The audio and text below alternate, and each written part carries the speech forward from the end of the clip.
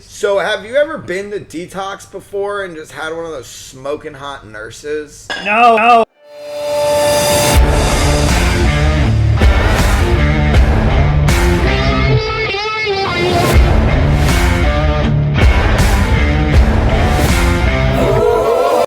Welcome to the Recovery Idiot, live from the halfway house. Well, we're not live. We're recording this, but we are at the halfway house. And should we mention the halfway house's name? Yeah, shameless plug time. Artesian Transitional Living Yeah. in Stuart, Florida, where there has been lots of babies made, lives ruined, lives made. And a couple have been saved. And, you know, I was one of those people in a roundabout sort of way. Yeah, I would agree. I had to hit disaster first. But this is the halfway house where I started. This was when I got out of jail this last time. The first meeting I went to was in this room. And I think it was a filthier couch back then, but it was a couch like this. And I came to my first meeting, and we actually talked about something from the doctor's opinion in that big book. Did you ever read it? Yeah, I think there's a book that was published a long time ago by these two old men. What are their names? Like, I think one of them was like Dr. Bob, and the other one was like Bill Wilson. Will something, right? Yeah, if I'm not so that's mistaken. the book. Yeah, Is that yeah. the book? So we were talking about the doctor's opinion and Doctor's this opinion. mental obsession thing, and I had just gotten out of a couple months in a AA program in jail, Okay. and we had gone through the book and program and all that stuff, but this is where I was sitting, kind of over here, when the whole mental obsession thing finally kind of made sense. And I was like, wow, I'm exactly where I need to be. And I was here for 4 months, and I went to meetings every day, and I took Kratom, and I played with the redhead's boobs. No shit, And really? that's pretty much what I learned in my 4 months. Wow. But, I met a girl from Missouri. She liked to destroy lives. She was a blonde. I played with her boobs. But you didn't meet her here, though. No, I met her in treatment. Even better. Okay. Even better. Brought her here. I brought her here. Oh, that's right, yeah. Remember? Didn't someone tell you not to do that? Yeah, I think that was you. I played with her boobs by a taco truck. The taco That truck down the is, street. you know, everyone says how great that taco truck is. I don't think those tacos are that great. They're not. The parking lot behind the taco truck is what's really great. I would just like to also give a shout out and a shameless plug to Red Bull. Red Bull for all the alcoholics and addicts. It is our new vice. If you see them, they're overpriced and they get the job done.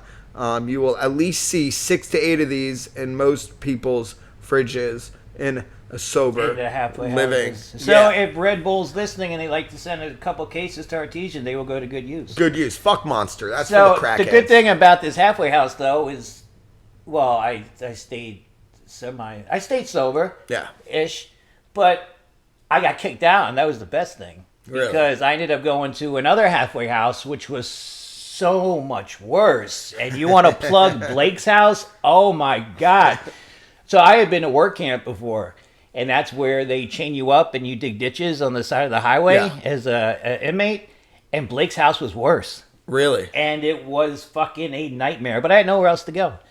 And somehow I ended up I did this fucking strange thing. I've heard some people do it before, but I got a sponsor. Oh, shit. Really? And I started working the steps. Wow. And I went through the book, and life got so good, I spent 15 months there. Really? Yeah, so I did 19 months in these two halfway houses. And I got to say, I've learned a lot of lessons in these halfway houses. I've learned what not to do by watching other people fuck their lives up. Yeah, into the ground. Burn it I've into the watched ground, people completely half-ass the program and end up Yep. dead, or maybe back here. That doesn't happen too much anymore. But, you know, being in a halfway house, when I came here, I was 43, I think, and I was an absolute child. I did not know how to shop. I learned how to make a grocery list At Artesian. and go to Walmart and buy stuff by living in the halfway house. I learned to cook in the halfway house. It was only chicken tenders, but it was more than I'd ever cooked before. I started with frozen pizzas. That's where my start came in. Yours, chicken tenders. Mine, frozen pizza. But I think that's something that's a common thing is like we come in here as children. And because I firmly believe that when I started using drugs and alcohol, I stopped growing mentally. And because of that, when I came in here, I was 20 years old, but a 20-year-old child I think I was 14. 14? Yeah. That's why the boobs threw me off so much. Because it Yep. was like the first time all over again. And these were nice. I mean, Not perky. I don't want to get off topic. Yeah, but just nice. Just nice. Nice. I think that's something like I was like I've stayed in a lot of halfway houses, Really? sober homes. Yeah, I mean, just a bunch, and I mean every kind from nice ones to trap ones to get high in them, don't get high in them, rules, barely rules. But I think the common denominator is like I brought myself like anywhere I went, and like when I came in here this time, there was something different. I'd say you were pretty fucking broken by the time you came in here. Yeah, completely. My last a treatment, nobody trusted me. I was not dependable. I was in trouble. I didn't have a job. I had a car to my name. That was just about it. I probably wasn't getting that back, but I did. Shout out to parents. But I think that's the thing. Like I came here and I watch other people, right? And sometimes you have to learn lessons through other people. And that's kind of something that I'm grateful for this place is because sometimes I have to watch other people burn their life into the ground right here, right now, to not do that and to understand what I'm doing. Like if I lived on my own, the lessons that I learned would be a lot harder than I lived in a place where I could watch other people making the mistakes that I was just about to make, then not to fuck my life up. Even and everybody is in such a rush to get out of the halfway house. So I started in this halfway house over 4 years ago. Well, it was Halloween when I came here, Halloween 2019. And the amount of people that just immediately wanted to move out. Yeah. Immediately meet somebody, not just relationships, you become friends with someone. Immediately, let's get an apartment, let's move out. Let's go. And it fucking falls apart. Sometimes by 11 o'clock the first day. First day. I've seen that happen. Funny thing, I actually want to talk about my last halfway house experience, and I'm not talking about this one. This one changed my life in different ways because of the work that I put in, but I wasn't ready, right? I was living in Fort Myers, Florida. I was at a halfway house that was purely about money. I don't want to name that one because they might actually try to sue me for slander, but there just happens to be a step that's next or a next that's step. I don't know. But you could tell it was purely profit motive driven. And I had no urge to get or stay sober, right? Well, I mean, I did for a little bit, but it was so detrimental, it was so bad. There was you could tell like it was an insurance thing, right? Because you go to their group and like the guy drives a fucking Mercedes and a $200,000 Mercedes and 150, a new Corvette, and Rob, you're a piece of shit. I want to let you know that, and I hope you see this and let you know that you're scum. And I can say what I want. It's America. And a lot of people in Fort Myers know that this is the truth. My best friend is a lawyer, so I'm probably going to have to ask him. Yeah, ask him, but we'll release it. I mean, he's not going to get much. I have a Chime bank account with like $50 in it, so I have a Chime too. All right, Chime. But I wasn't ready to go, and I had this young kid in my room, right? And he had this urge to get dope, and I really didn't want to use, right? I really didn't want to. I was not going to. And I came home after a meeting, right? Living in a really derelict kind of house, wasn't in good shape. You know what I mean? With like older men, nobody could stay sober in the house. That people would leave and come back. And I came home and he had some dope, right? You know what I mean? And I smoked some of that fentanyl in that room. And then I proceeded to get every single person in that halfway house high on crack and fentanyl. And I did the only thing I knew how to do was overdose in the bed of the halfway house I was living in.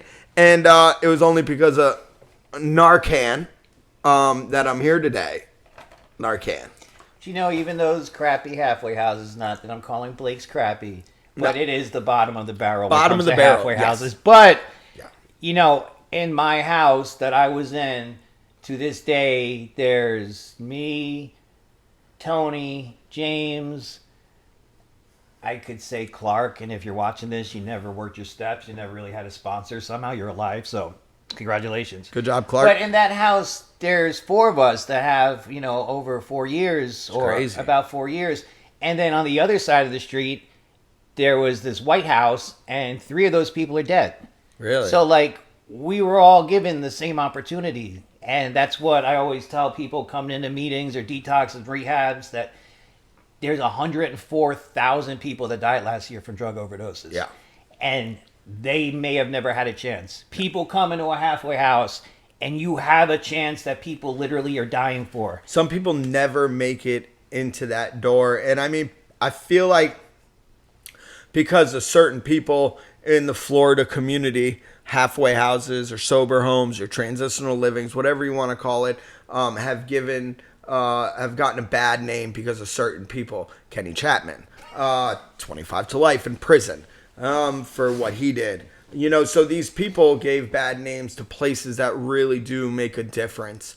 A lot of people do die before they ever even make it into the doors here to find a solution. This place is a stepping stone to helping you find a solution, to finding your life again. And I firmly believe that. There are a lot of rules. There's a lot of stuff that at the time when you first come in, you're like, why do I have to do this? Why do I have to do that? And that's because you are incapable of living your life on your own through being held accountable by yourself, which I myself could not do. So I had to come to a place like this. And look at me now. Like, I thrive in life. I'm able to make decisions not purely based on emotion. And it's because I had a chance here that let me work with a sponsor, right? That gave me more time. And that's the thing for me, is more time, more work. The longer I stay sober, the more work I put in, the better I become at life. And so that's the opportunity I was talking about. You were lucky enough to get another one, and this time you actually did the work and you get results. And I've seen so many people that had the same opportunity as me and just threw it away. And either the work was too hard, or I'm too good for this, or I don't want to have a roommate, or I don't want to sign a meeting sheet, and I don't want to fill out an itinerary, and just all these bullshit answers that not everybody gets this opportunity. And to be able to come into a halfway house, a sober living, a detox rehab, to throw that all away is just so fucking selfish, considering the amount of people that will die never getting that opportunity. And it doesn't matter where you come from, where you live, where your halfway house is. If it's a bottom of the barrel type of place, like mine was. like yours was, or it's a penthouse with 4 people in it and you're spending $3,000 a week, whatever it is, like, you can get it and find it anywhere. And I would just like to take this time to stop real quick and let you guys know that somebody just entered the halfway house domain, because as of being in a halfway house, you don't really have a choice when people walk in to the common living area or common We're not space. in a common living area. Well, This is Brian. I run the halfway house. He works at Artesian. He happens to be, what's that word? Oh, a juggalo. And I'm his sponsor. Yeah. And when you first met me, coming into halfway was on Halloween with my face painted like a demonic juggalo. And I thought, these are Where the the fucking fuck people did I end up? I want to go back to jail. It's so funny because we're sitting here and we have, this is sponsorship lineage at its best. This is my sponsor. That's his sponsor. And his sponsor somewhere else out in Port St. Lucie doing God knows fuck what. Hey, Gio, shout out. But I think that this is a thing. Like, coming here to this place gave me a chance to find these people, to connect. And that wouldn't have happened on my own. I would still be pushing Charboy and fucking needles if it wasn't for this place. And I don't, today I wake up and I don't get to pay rent. I don't have to pay rent. It's great. I pay program dues. And that's that opportunity. You get to pay rent now. You get to go to meetings. You get to live this wonderful life because you did the work. Exactly. And that opportunity is this book. And so many people are not willing to open this fucking book up and do a little work. And that's what makes the difference. The 4 people with multiple years at my house, guess what? We all got sponsors. We all worked our steps. We all went through the book. The people at the other house, you know, they showed up, they complained, they didn't do work, whatever their excuse was. There were several excuses, but you know, the turnover rate that we see in these places, the amount of people that come in every week, and the first night, you know, they're up making goulash and making soups like it's in prison, instead of taking the time to meet somebody, talk about the program, talk about the solution. I think this is a perfect time while you're on the topic of goulash. I would like to give another shameless plug to ramen instant soup. Ramen, if you're out there, we're also looking for a sponsorship, or if you'd like, send a few free cases of ramen. It'll help hungry drug addicts in need. It's Bro, don't artesian. forget the jalapeno Cheetos. Oh, jalapeno Cheetos. And some Sick. pickles in a bag. Pickles in a bag. And a And cheese squeeze. what about the summertime sausages? Cheese squeeze. Cheese squeeze. Sorry. the cheese squeeze. So I think like this is like a very like important thing, because like I think it's like the brotherhood that comes along with being in a place like this. But it is super sad, because something happens when you've stayed here for a long enough time, right? You see so many people come and go. It's hard to want to connect with new people that come in, because You know, sometimes they're not going to be they're around not too they're long. not going to make it. And you know, I think that's something, you know, that happened to me coming here. I had a group of friends, and I thought that those group of friends were going to be here for, you know, a good amount of time. And the fact is, they didn't. I think only one of those people is still here, still talk to her on a daily basis. She's still a rock, you know, in my life. Like, she's my best friend. I got to give a shout out to Chelsea. She's an amazing woman. I'm glad that she is part of my friend circle, you know. But so it's hard for me now to make friends. And what happens when I don't do that here is I'm now not finding new people to take to meetings with me, maybe offering a ride. So I think it's important also, like, to continue to keep that balance, you know, of like making sure like I have to introduce myself to new people when I see them. And it's tough though. It's true, but it sucks because, Yeah. you know, 99% of these people do suck. And, Yeah, like, you they know, do suck. let's just be honest. And, you know, I definitely struck gold because one of the best things that ever happened here was getting kicked out. Because Yeah. the people I lived with, I had this one roommate. And Christ, I hated him. But Yeah. we were like prison buddies, so we Yeah. had to like do everything together. And he was the first one with a car, so of course I'm gonna go to work with him. And oh my god, I couldn't stand him. And the people that were in my house, none of them are around anymore. No. And it was weird because I never been to a halfway house in New Jersey.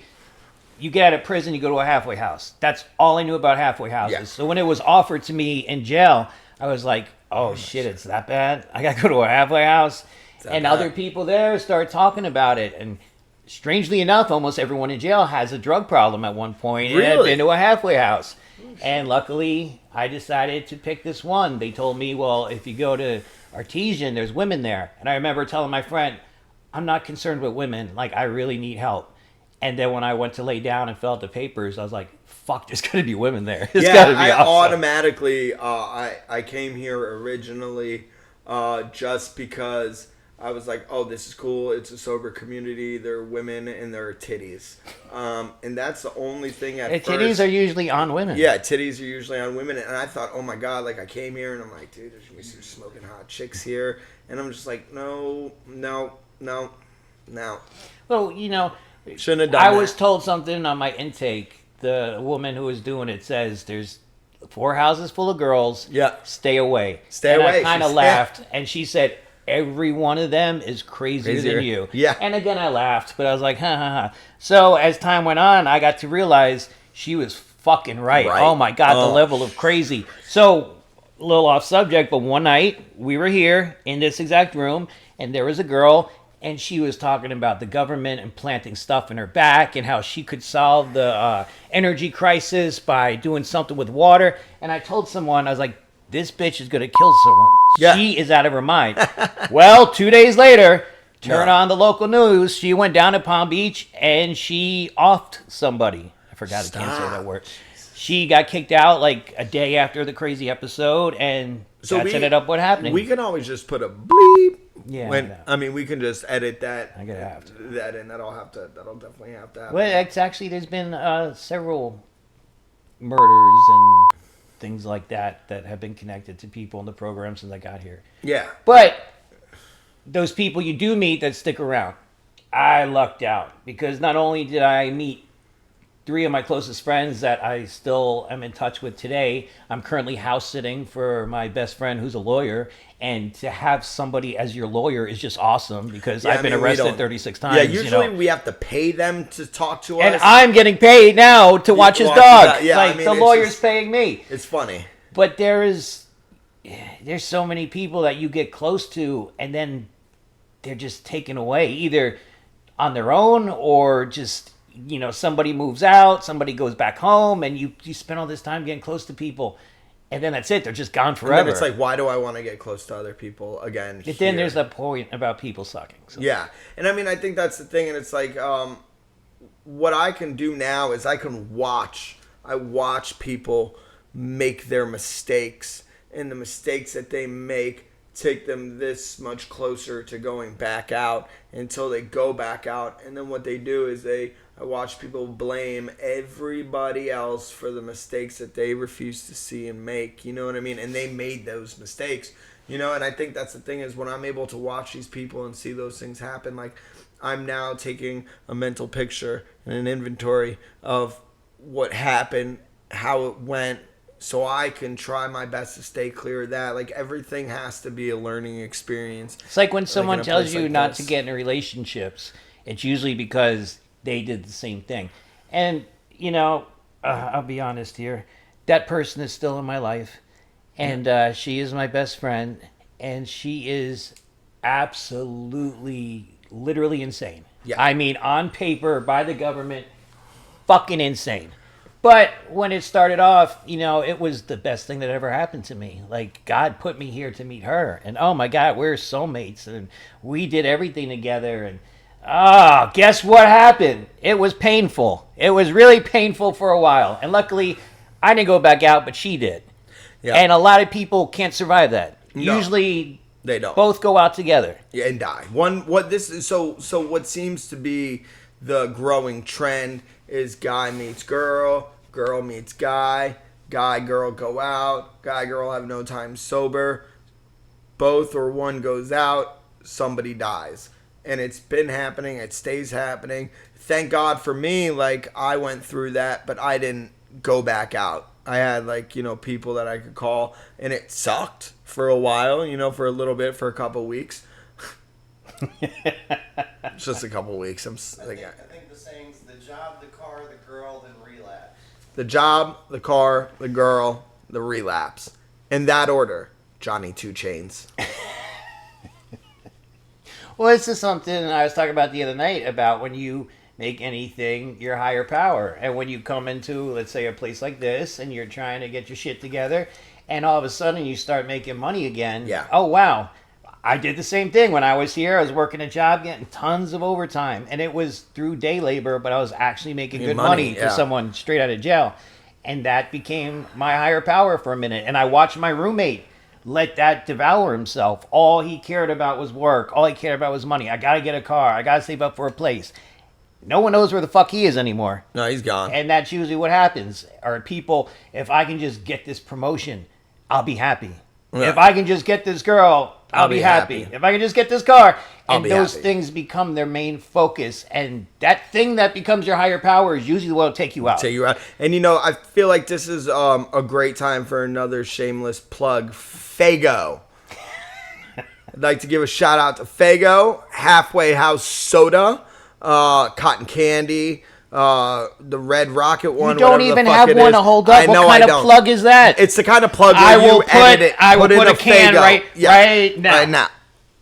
That was a cool little thing. Did you see it? Popped right up. Yeah, popped right up. Today's sponsor, Narcan. 2 sprays in a can. It's not a can, it's a box. And by box, I mean this cardboard box. By cardboard box, I mean it's easy to use. You open the top.